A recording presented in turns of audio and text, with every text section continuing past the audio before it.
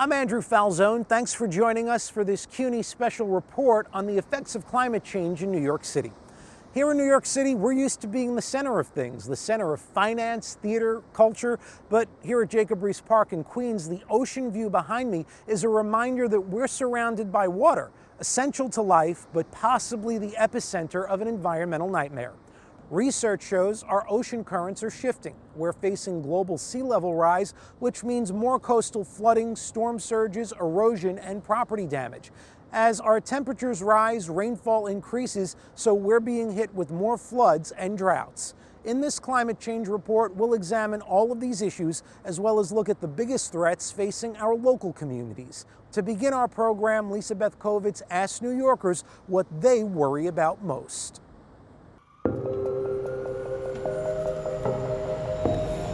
It's December in New York City, and today it's 60 degrees, but Wednesday it's going to snow. Statewide, the annual average temperature has increased about 2.4 degrees Fahrenheit since 1970. In the past 100 years, sea levels rose more than a foot. By the 2050s, the oceans are on track to rise an additional 2.5 feet, and 50 years later, we're looking at a possible 6 extra feet of water hitting our shorelines. The future is uncertain, and New Yorkers are worried about all kinds of things. I'm extremely concerned about the subway system. I have never, born and raised in New York, never experienced anything like that. To see people wading through the waters in the subway, that's just really crazy to me. And I think this is our new reality, unfortunately. The climate change that we've been talking about for decades that was going to come in the future is now here. When traditional flood barriers failed in the wake of Superstorm Sandy, the MTA began investigating new flood protection measures. Lee and the ARUP team developed a fabric-based waterproof gate installed at the top of a subway entrance.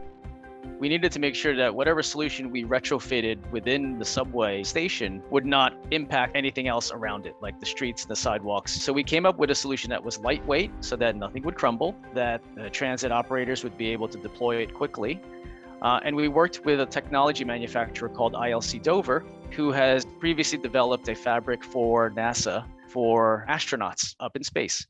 In the tests, the fabric was a success, but given the lack of data regarding future storms, it's nearly impossible, for now, to guess which subway will flood in what storm. Our infrastructure systems are all interconnected, right? So we have, drainage infrastructure and stormwater infrastructure that's connected to the tunnel infrastructure, that's connected to electrical systems. It's outdated, it's aging. And when you're looking at dealing with these threats, oftentimes the solution itself that you're presenting is new. And these innovations cannot come too soon. New York is getting wetter. Our storms are getting bigger.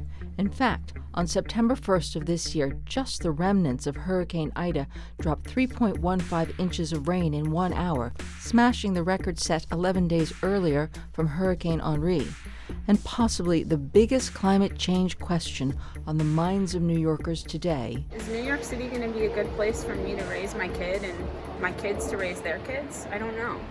We posed that question to CUNY professor Deborah Balk, co-chair of the New York City panel on climate change. Sure, where else is she going to go? I mean, climate change is going to happen. She can go to a neighboring city if she wants. She can move elsewhere in the region. We're all going to experience climate change. The great thing about New York City is that it's been paying attention to this issue in a very serious way for more than a decade, and it continues to. It reaches out through not only the New York Panel on Climate Change to undertake an assessment, but through an initiative that involves taking partners in business and industry, looking at infrastructure. The state itself conducts its own assessment, and even the city has an office for climate resiliency. These are the ways in which, as a city and a state, we will be able to answer some of these questions. If I have to live with a lot of uncertainty, I want to be in the place where we're trying to address it, understand it, prepare for it, mitigate against it. So if we recognize that climate change is here with us, if it's a real critical part of our future, and we change, there may be winners. It's just a matter of figuring out what those productive pathways are. This has been Lisa Beth Kovitz for CUNY TV. Climate change not only sets the stage for bigger, fiercer, faster storms, it also makes the deadliest aspect of hurricanes, a deluge of water, even more intense, especially in low-lying areas. Minnie Rowe's story illustrates the overwhelming impact of Hurricane Ida in the life of the members of the Children's Orchestra Society in Queens. As millions of Americans found out after Hurricane Ida caused catastrophic flooding that wiped out entire neighborhoods, ignoring the effects of climate change can be devastating and deadly. On the surface, it looks like life has returned back to normal for the Children's Orchestra Society, or COS's music director Michael Dadap, as he leads his students in rehearsals for an upcoming concert. But Dadap says life has not been the same since that horrific night on September 1st, as he watched his life's work wash away in a matter of minutes. Every time I hear that there's a flash flood or storm, I get very nervous and I get traumatized again. Deadly flooding cripples the tri-state. Classified as a Category 4 storm with sustained winds of 150 miles per hour when it made landfall in Louisiana, the effects of that massive hurricane were felt all the way up the East Coast into the tri-state area. Within minutes, Dadap's street had turned into a lake. Water rushed into homes, including into his basement that housed hundreds of thousands of dollars worth of precious instruments, including 2 grand pianos, a childhood cello, thousands of scores of musical compositions, electronic equipment, nearly 4 decades of memories that can never be replaced. My entire life's work was destroyed. I mean, that's not just me, my wife and my work together.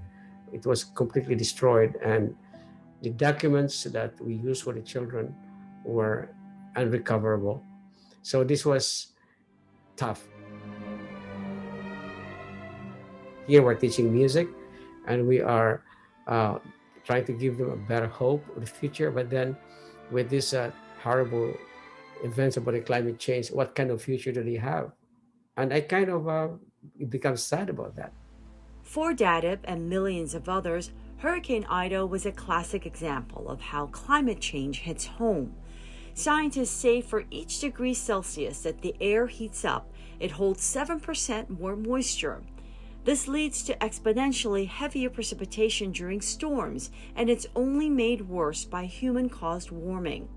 As a result, floods and flash floods have become increasingly commonplace and is the #1 weather-related killer. According to the National Hurricane Center, 88% of fatalities from hurricanes between 1963 and 2012 were caused by storm surge or flooding. The problem is further compounded in low-lying neighborhoods. This map, generated by the New York City Department of City Planning, offers a comprehensive view of the coastal flood hazards that threaten the city today and are likely to increase in the future with climate change. Months later, the cleanup is still underway, and Dadap admits that some days it's a challenge to keep his spirits up. But getting COS's students back into rehearsals is music to his ears. Dadap is determined to restore COS back to its glory days, one harmonious beat at a time. Nothing can stop us, not the flood, not anything, but we just have to continue on working together, learning music together and playing music together and sharing our music to anyone who wants to listen to us around the world or in our local neighborhood as well. Scientists say since the year 2000, the Southeast Atlantic and Gulf Coast regions have seen an increase between 400 and over 1,000% of high tide flooding days. And within a few decades, New York City could experience a once in a 500-year flood every 5 years due to climate change. I'm Minnie Rowe for CUNY TV. Extreme rainfall events are becoming more frequent and disruptive in New York City. Without continued investment in strategies to mitigate extreme rainfall, New York City residents will experience increasing damage to private property, disruptions to above and below ground transportation, and impacts to bodies of water. Craig Thompson takes us to Astoria and Staten Island for that story. A few months ago, Hurricane Ida hit our region hard. Not so much with damaging wind, but with a deluge of water. The rain was probably around here, give or take, about half a foot down from from the top of the green. Our boiler and our basement completely flooded here. I know my own home, my mother-in-law, we had about 1.5 feet of water. We had people here in Queens lose their lives. Costa Costantinides is a former city council member for this district and former chair of the city's Environmental Protection Committee. When the water's flowing, we're getting the amount of rain that we had with Ida. Where's all the water going? It's coming downhill. There's nothing to absorb it. There are a few tree pits, as you can see here and there, but there aren't any large investments to soak up that water. And while some say the amount of rainfall from Ida was atypical, these events are becoming more frequent. The phrase, 100-year storm, 50-year storm. Well, I've heard that phrase in my lifetime, at least in the last 10 years, more than I ever thought I ever would. It's getting hotter and wetter. These small tree pits are not nearly enough to capture all the water from heavy rain events. So what's the solution? It starts with the infrastructure underground and then the infrastructure above ground. But what we really need is a long-term commitment to green infrastructure and gray infrastructure. What does that mean? We need more large sewer tanks to collect sewage. And then what we need is green infrastructure, right? Having our bioswales in our communities, creating permeable surface. A great example of this green infrastructure is found on Staten Island, where over 90 new man-made wetlands called Bluebelts have been constructed, with 20 more on the way, according to Gumb, the project lead for the last 30 years. We've planted these wetland plants here that you see, and to create this system that will store the water during a storm that's coming out of the storm sewers over there in Highland Boulevard, and also will treat the water. This will be here basically forever. I mean, this is a permanent part of the drainage system for this neighborhood. During Ida, this wetland held its own. I've heard from the staff on site here, the construction staff, and also from the borough president. The borough president wrote a very good letter explaining that this space stored a lot of stormwater that otherwise would have been in streets or basements or wherever. When we have a rainstorm, a major rainstorm, the storm sewers will be collecting the water off the streets, and it'll be discharged into these Bluebelts, and the water will back up at our weir. And that's just one element of the green infrastructure. According to Costantinides, it also includes rain gardens, green and blue roofs, bioswales, and creating more permeable surfaces. And then there's the gray infrastructure, sewers, pipes, tanks, and dams. One of our structural failures is that our infrastructure, our sewer system was built over 100 years ago. It was built when we had millions less New Yorkers here in New York City. There needs to be a 5-borough resiliency plan. We have to look at the entirety of the city, because we're all interconnected. How we would design our city for resilience in the 21st century, knowing what we're knowing it's going to get hotter, knowing it's going to get wetter. More heat, more water. Words of warning for a city with an aging infrastructure like New York. For CUNY TV, I'm Craig Thompson. In the concrete jungle that is New York City, it's easy to forget that we share the concrete canyons and metropolitan menagerie with wildlife all around us. But all of the city's flora and fauna are also affected by climate change. Donna Hanover talks with 2 scientists about the myriad of challenges facing plants and wildlife here in the Big Apple. Animals as well as trees and plants in New York City are affected by climate change, including the warmer temperatures, rising sea level, and big precipitation events it has brought. Professor Shannon Curley and Jose Ramirez-Garofalo study birds and other species while teaching at CUNY College of Staten Island, and they also do research at Freshkills Park. I asked if it's true that spring arrives a whole week earlier in New York City than it did decades ago.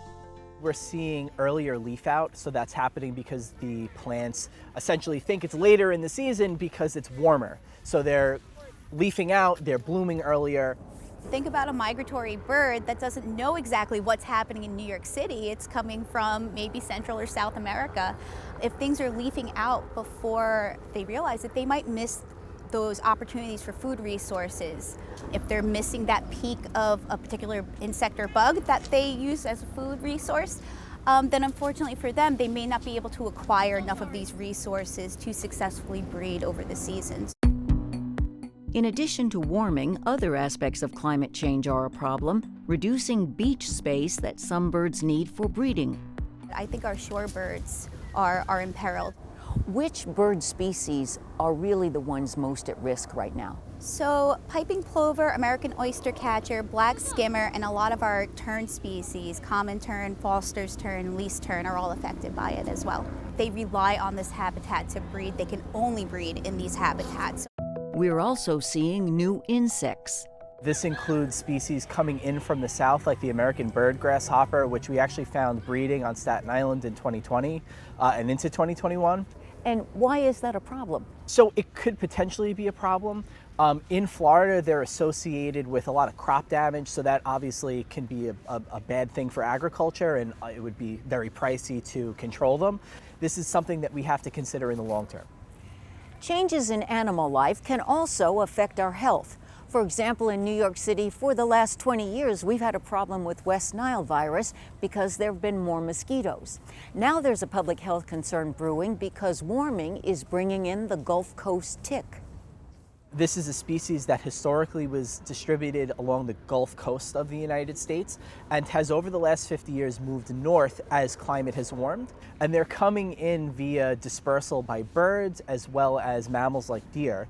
Gulf Coast ticks are associated with a bacteria called Rickettsia parkeri, which is the causative agent of tidewater spotted fever. So this is a fever that could potentially send you to the hospital. Could this also hurt our pets? They can get what's called canine hepatozoonosis, which is a very severe muscular illness that could potentially kill dogs. And that's from this tick. And this is from Gulf Coast ticks. As for our trees and plants, some are being crowded out or even pulled down by invasive species like kudzu and bush clover that thrive with warming and a longer growing season.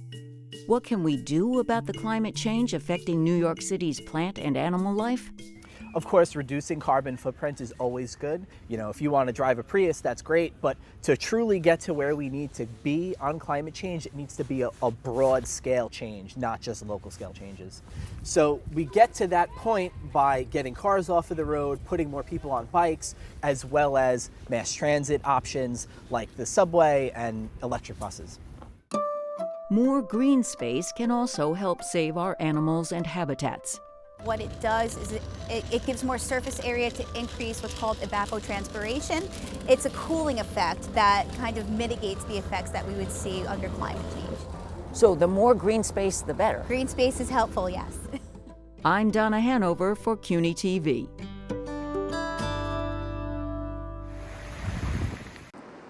A recent report from the climate news organization Climate Central revealed that New York City ranked third out of 20 U.S. cities with increased urban heat island intensity. Put simply, urban heat islands are metropolitan areas that are hotter than outlying rural communities. Zyphus Lebrun tells us more about how one community in the South Bronx is trying to address the issue that's disproportionately affecting low-income families and people of color. Maria Sola Park in the South Bronx was recently the staging ground for a group of citizen scientists who went street by street in the community to record the temperature. On an average day, most South Bronx residents here in the Mott Haven, Port Morris area will experience heat very differently because, as you can see, if you look around, we have NYCHA projects, which are slabs of concrete. We have a lot of development going on. We have a lot of the asphalt So we don't really have access to many green spaces or waterfront area that buffer a lot of the heat that we experience. Reports show that the heat experienced in areas such as this is on average about 2 to 4 degrees higher in some instances than affluent areas with more green space. Dr. Melissa Barber is the co-founder of South Bronx Unite. SBU is a grassroots collective of residents and business owners who've been fighting for social and environmental justice in the neighborhood for nearly a decade. She says the heat study is necessary because despite the city's investment of millions into cooling centers and tree planting to help residents stay cool while the thermometer rises, neighborhoods like hers are being left out. During this last summer in the midst of COVID, all of these places were closed. So where were our elderly and vulnerable people going for these cooling centers? Extreme heat is actually the #1 natural disaster related killer in the US.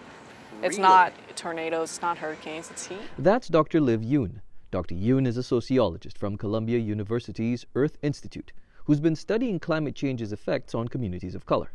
She teamed up with SBU on the heat mapping project. Extreme heat related risks are not just about heat. It's, people who have existing health issues are more vulnerable. But people who have more existing health issues and lack access to health care happen to also be people of color, low-income people. Those are not coincidences. New York City's 2021 heat-related mortality report concurs that heat is disproportionately affecting communities of color. The study also shows that between 2010 and 2018, that an average of 10 people a year died due to direct heat stress. The number of deaths balloons to 100 when calculating how the heat affected pre-existing conditions that led to death. Dr. Yoon says the problem stems from discriminatory practices such as redlining. That was when minority families were pushed into underserved communities where there were poorly constructed homes and no greenery to help dissipate the heat. So of course, polluting industries and highways and waste transfer stations are going to these areas, whereas the richer areas are going to get things like Central Park. Both Doctors Barber and Yoon hope that their study can change that narrative going forward. They see it as a means of not only holding government officials accountable, but also allowing community members to have a voice in their future.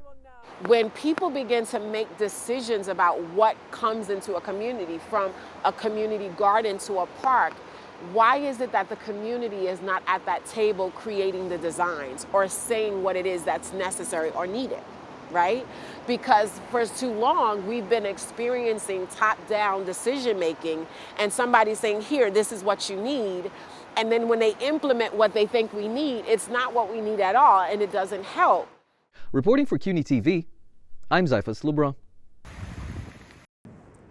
To help fight the effects of climate change, New York State has committed to have 70% of its electricity needs come from renewable resources by 2030.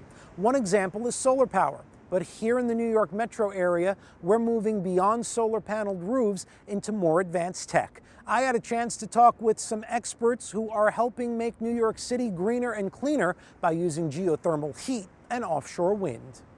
This drill burrowing into the ground is part of the latest home energy trend.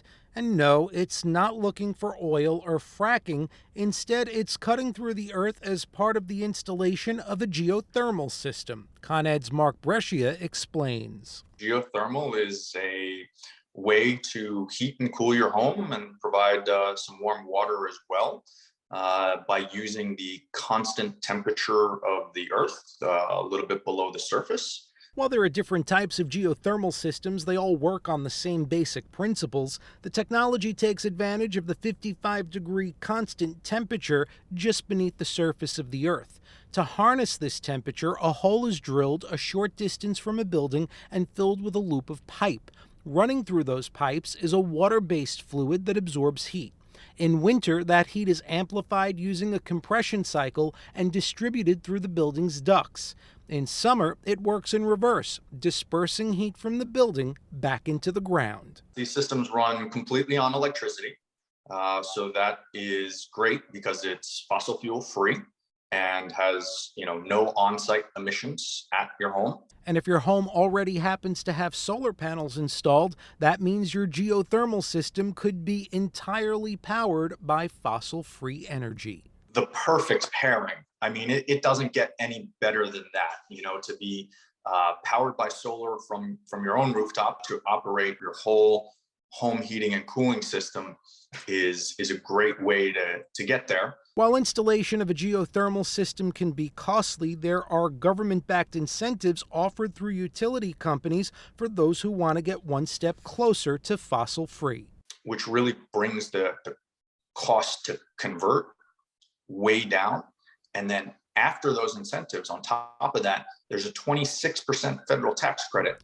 And the systems are built to last. The loops that are installed in the ground, they're underground, they're plastic pipe, so they're not going anywhere. And the equipment inside your home that replaces your forced hot air furnace or central air conditioner, that equipment lasts for 25 years. So geothermal energy gets harnessed from the ground, solar gets harnessed from the sun, and New York State has plans to make energy right out of thin air by placing wind turbines offshore. In fact, once they're assembled, you'll be able to see them from Jones Beach in Long Island or Jacob Riis Park right here in Queens. Right now, there's only one functioning offshore wind farm in the country, and that's off Block Island. And that shows just how cutting-edge offshore wind power is. John Napo is the director of the Maritime Technology Program at CUNY's Kingsborough Community College, which received grants that will total $3 million to provide training for maintenance of the platforms and turbines that will eventually sit off the coast of Long Island. I mean, if I was a young person, there would be no doubt that I would want to become a wind turbine technician. For me, it has everything I like. It's on the ocean. Boats are involved. It's a giant piece of equipment. And you can see just how tall the offshore wind turbines will be. New York State has authorized multiple offshore wind projects. Closest to us are Empire 1 and 2, which are about 14 miles off Jones Beach. They'll connect to substations in Sunset Park, Brooklyn, and when they go operational in 2024, they'll produce 4,300 megawatts of electricity, enough to power 2.4 million homes across the state. So as we wait to see what the future holds, New Yorkers around our area are preparing and taking action, whether it's renewable energy or stormwater mitigation, concerns on the coast, or for local wildlife. New Yorkers continue to navigate the challenges of climate change. I'm Andrew Falzone for everyone here at CUNY TV. Thanks for joining us for this special report on climate change and New York City.